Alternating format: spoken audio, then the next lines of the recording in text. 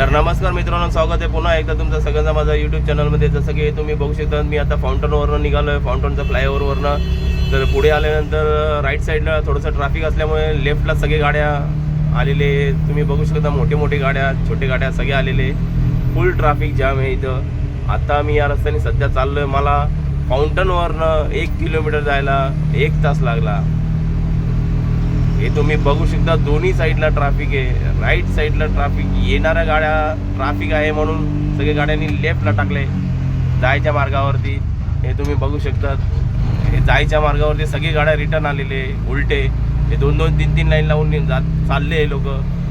पण पुढे हवालदार पण आहे आणि कसं हे ट्रॅफिक लवकर काढणार काय माहिती.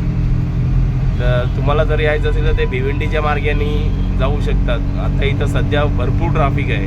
चला तर मित्रांनो, भेटूया मग पुढच्या व्हिडिओमध्ये. तोपर्यंत जय हिंद, जय महाराष्ट्र.